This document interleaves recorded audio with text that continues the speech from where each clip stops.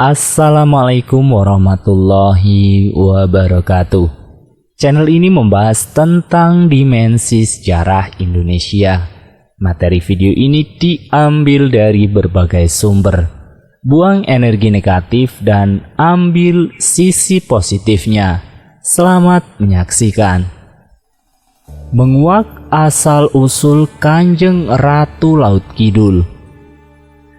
Kontroversi legenda Kanjeng Ratu Laut Kidul. Fenomena gaib Kanjeng Ratu Roro Kidul atau Ratu Pantai Selatan sangat terkenal di jagat mistik Nusantara. Beragam versi cerita sudah banyak dikemukakan, bahkan diangkat ke layar lebar. Sejumlah saksi yang pernah melihat sosoknya banyak dipaparkan. Tetapi siapakah sebenarnya perempuan yang ditasbihkan sebagai penguasa Laut Selatan itu? Misteri mencoba menyusuri beberapa informasi yang terkait dengannya. Yang pertama, legenda. Ada dua versi cerita mengenai keberadaan Kanjeng Ratu Roro Kidul, yaitu yang pertama, cerita tentang Kanjeng Ratu Roro Kidul yang berasal dari manusia, kemudian masuk ke alam gaib. Dikisahkan bahwa Kanjeng Ratu Roro Kidul adalah putri seorang raja dari istri pertama. Suatu ketika terjadi intrik dalam kerajaan yang dipicu oleh kecemburuan istri-istri raja yang lebih muda. Akibatnya Kanjeng Ratu Roro Kidul dan ibunya diserang suatu penyakit aneh, sejenis teluh atau santet, dan ia diusir dari kerajaan. Si ibu menemui ajal, sedangkan Roro Kidul mencari kesembuhan dengan berdiam di kawasan pantai selatan. Di sini ia berjumpa dengan jin penguasa laut yang menjanjikan kesembuhan penyakitnya, tetapi dengan syarat Roro Kidul harus ikut ke dalam kerajaan lautnya. Roro Kidul menyanggupinya. Selanjutnya Kanjeng Ratu Roro Kidul diangkat menjadi ratu setelah penguasa sebelumnya meninggal. Uniknya, asal-usul daerah Roro Kidul itu juga beragam. Ada yang mengisahkan Roro Kidul berasal dari tanah Jawa. Tetapi ada juga cerita Kanjeng Ratu Roro Kidul itu adalah kakak dari Saribu Raja yang merupakan keturunan Raja Batak. Nama asli Kanjeng Roro Kidul adalah Biding Laut. Kedua, cerita rekaan buatan manusia. Cerita ini berkaitan dengan kisah Sultan Agung, penguasa Kerajaan Mataram. Dikisahkan ketika Sultan Agung berkuasa, dia berharap agar rakyatnya hidup tentram dan tidak berniat melakukan pemberontakan sebagaimana pernah dialami kerajaan-kerajaan pendahulunya, seperti Singosari, Majapahit, Demak, dan lain-lain. Didorong untuk mencegah terjadinya pemberontakan, itulah Sultan Agung mengeluarkan maklumat seputar kebesaran Kerajaan Mataram. Sultan Agung mengklaim bahwa kekuasaannya bukan hanya meliputi tanah Jawa, melainkan mencakup lautannya. Agar supaya klaimnya menjadi logis, maka Sultan Agung memaklumkan pula bahwa dia menjalin kerjasama dengan Kanjeng Ratu Roro Kidul, penguasa Laut Selatan. Strategi ini cukup jitu mengingat budaya dan tradisi Jawa yang kental dengan aroma mistik. Bahkan beredar pula cerita bahwa pada bulan Suro, masyarakat tanah Jawa dilarang mengadakan pesta atau hajatan, karena di bulan ini Kanjeng Ratu Roro Kidul sedang menyelenggarakan hajatan di kerajaan lautnya. Padahal alasan sesungguhnya karena di bulan Suro itu penguasa Mataram mengadakan pesta seperti pernikahan kerabat kerajaan. Dua, penuturan beberapa orang saksi yang pernah bertemu Kanjeng Ratu Roro Kidul. Yang pertama, pengalaman seorang ibu rumah tangga di Kecamatan Cimas, Sukabumi. Cerita ini tiada lain datang dari seorang ibu rumah tangga yang sekarang dikenal menjadi seorang dukun atau tabib yang berdasarkan beberapa penuturan bahwa kekuatan yang menjadikan dirinya menjadi seorang dukun adalah berkat bantuan dari Kanjeng Ratu Roro Kidul. Kebanyakan orang telah mengakui kesaktiannya sehingga tak heran banyak kalangan pejabat yang telah meminta bantuannya untuk kelangsungan karirnya. Sehingga tak pelak kekayaan dari seorang ibu paruh baya ini telah melimpah ruah hasil dari menjadi tabibnya ini. Karena setiap yang datang ke sana selalu memberikan materi yang jumlahnya tak sedikit. Bahkan pemberiannya itu bisa langsung berwujud mobil mewah dan yang lainnya. Beliau ini memiliki nama Kujun. Penulis sering memanggilnya Biku Jun. Tempat tinggalnya masih satu kecamatan dengan penulis, namun berbeda desa. Dahulu kala, sekitar tahun 70-an yang lalu, saat itu dirinya merupakan gadis desa yang di saat usianya yang masih muda, dirinya sudah dinikahkan oleh kedua orang tuanya sama laki-laki tetangga kampungnya. Kehidupan rumah tangganya tak seindah yang mungkin dialami oleh pasangan suami istri yang lainnya. Namun rumah tangganya selalu dihiasi oleh percekcokan dan tak pelak dengan pertengkaran yang hebat, serta mendapatkan perlakuan yang kasar dari suaminya ini. Suatu hari, tepatnya sore hari, saat itu siang sudah menuju malam yang ditandai oleh mulai berkumandangnya azan maghrib. Dari setiap penjuru masjid di berbagai kampung yang letaknya lumayan berjauhan antara kampung yang satu dengan yang lainnya. Jalanan sepi dan mulai gelap karena waktu itu belum ada yang namanya listrik. Apalagi alat komunikasi dan informasi seperti televisi dan yang lainnya. Tiap keluarga hanya mengandalkan lampu cempor untuk penerangan setiap rumah panggungnya apabila malam tiba. Kala itu Biku Jun ini sudah mendapatkan perlakuan yang buruk dan diusir oleh suaminya. Sehingga dengan hati yang pedih, mata yang terus berlinang dan pikiran yang tak tentu tujuan memaksakan diri keluar meninggalkan rumah menggunakan pakaian seadanya. Melangkahkan kaki hendak menuju rumah orang tuanya yang lumayan jaraknya cukup jauh. Apalagi malam mulai gelap. Sementara kendaraan umum belum ada waktu itu. Dengan pikiran yang kalut, dirinya mencoba menyusuri jalan, melangkahkan kakinya selangkah demi selangkah walaupun dirasa cukup berat untuk dilangkahkan.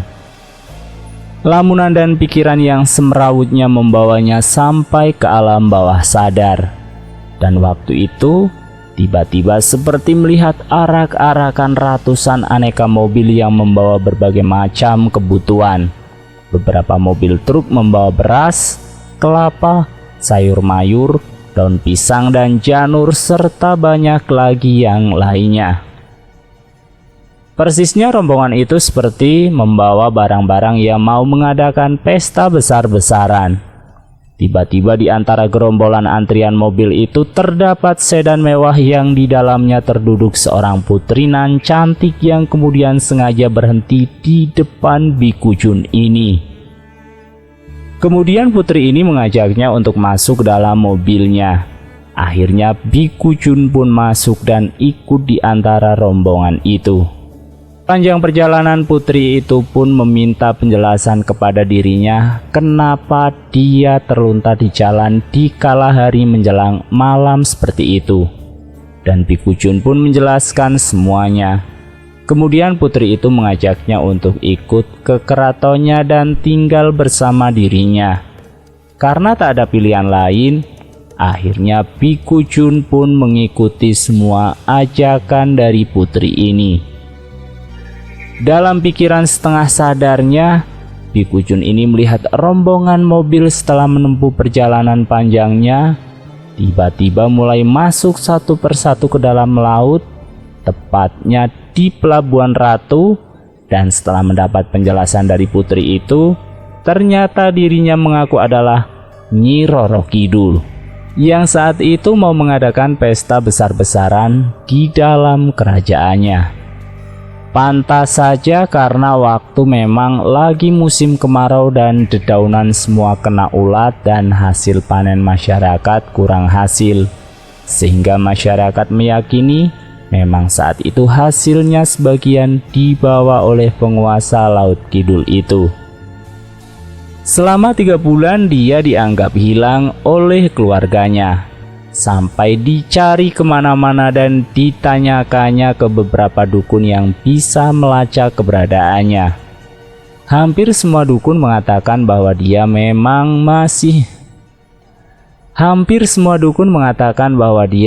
masih ada dan dalam waktu tertentu dia akan kembali dengan keistimewaannya.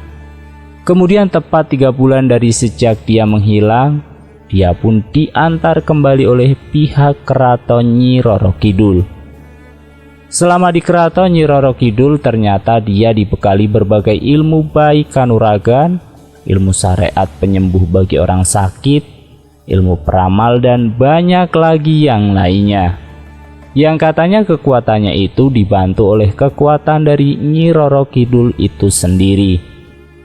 Sehingga Biku Jun pun kini telah berubah menjadi seorang tabib sakti yang banyak diminta pertolongannya oleh orang-orang baik kelas ekonomi lemah, bahkan sampai pejabat sekalipun. Dan kini suaminya pun menjadi sangat dekat kembali dengan dirinya.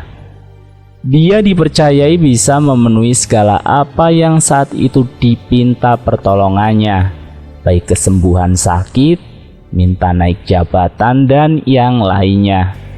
Sehingga tak heran jika imbalan yang diterimanya pun sangat wah. Ada satu lagi yang menarik, pendapat dari beberapa pasien yang pernah ke rumahnya. Mereka mengatakan bahwa di rumah sang tabib itu memiliki salah satu keanehan juga, di mana ketika kita meminta sesuatu seperti minta apel, maka tiba-tiba apel itu sudah ada di hadapan kita. Percaya atau tidak percaya, tergantung orang yang mau mempercayainya. Untuk sekedar bertanya atau apa, Anda bisa menemuinya mumpung beliau masih ada. Datang dan temui dia di Kampung Cikira Cibinong, Desa Mekarja, Kecamatan Ciemas, Kabupaten Sukabumi. Kami tidak menyuruh Anda percaya, tapi tergantung pada diri masing-masing. Jika kita umat Islam, kita hanya percaya sama Allah Subhanahu wa Ta'ala. Mungkin jika Biku Jun ini memiliki keistimewaan, anggap saja itu suatu kelebihan dia yang telah Allah rencanakan dan dia hanyalah syariat perantara. Kesembuhan dari sakit itu adalah atas izin Allah, dan yang lainnya pun atas izin Allah. Maka semuanya tergantung hanya pada Allah Subhanahu wa Ta'ala sebagai Tuhan yang Maha Kuasa dan Maha Bijaksana.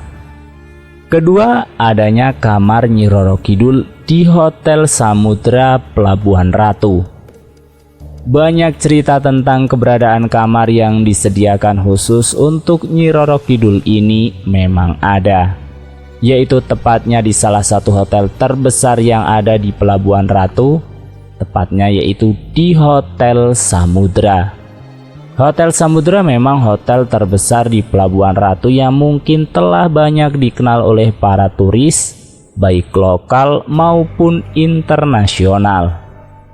Kamar khusus Nyi Roro Kidul ini memang disediakan khusus oleh pemilik hotel, yang konon katanya Nyi Roro Kidul memang memintanya dan dia sering datang ke hotel tersebut. Jika Anda sebagai orang yang sering penasaran atau ragu, silahkan datangi Hotel Samudra di Pelabuhan Ratu, Sukabumi, Jawa Barat. Yang ketiga adalah kesaksian Abdul, warga Lomanis, Cilacap. Suatu ketika ia sedang bersantai di pantai pasir putih Pulau Nusa Kambangan. Menurutnya dalam jarak sekitar 50 meter dari garis pantai, ia melihat sang ratu menaiki kereta kencana yang diiringi ratusan pengawalnya. Ia melihat gaun sang ratu yang sangat panjang dan membentang di belakangnya. Meski ia melihat mahkota di atas kepalanya sang ratu, tetapi wajahnya hanya terlihat dari samping. Penampakan yang ia saksikan sekitar jam 20 malam disusul dengan hilangnya kesadaran selama hampir 1 minggu. Syukurlah sejumlah kiai berhasil menyembuhkannya.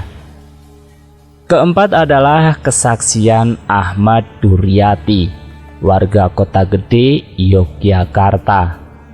Pengalaman pertama saat ia bersama putranya sedang mengadakan tirakat di pantai Parangtritis. Menjelang tengah malam, suatu penampakan luar biasa ia saksikan, yakni bangunan tembok setinggi 5 meter yang membentang sepanjang pantai. Jaraknya kurang lebih 20 meter dari garis pantai. Di beberapa bagian bangunan tembok yang mirip benteng itu, ia dan putranya melihat sejumlah orang yang berada di atasnya, seperti sedang dalam posisi berjaga. Penjaga yang tegak berdiri dengan tombak di tangannya. Pengalaman yang kedua terjadi saat ia sakit keras sehingga berada dalam kondisi koma. Dalam ketidaksadarannya itu, ia seolah berada dalam kerajaan Roro Kidul. Di sana ia melihat orang-orang yang sedang sibuk bekerja mendirikan tembok-tembok bangunan layaknya sedang ada pembangunan. Uniknya para pekerja memiliki ekspresi wajah memelas, seperti hendak meminta tolong. Mereka seperti pekerja dalam suasana keterpaksaan. Mereka bertelanjang dada dengan hanya mengenakan celana panjang lusuh.